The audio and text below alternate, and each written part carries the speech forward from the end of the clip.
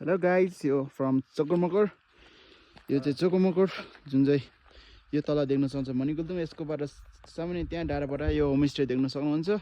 देखेन भने पनि यता आइसकेपछि माथि आएपछि चौरबाट एक टर्निङ लिएर यहाँ आउन सक्नुहुन्छ।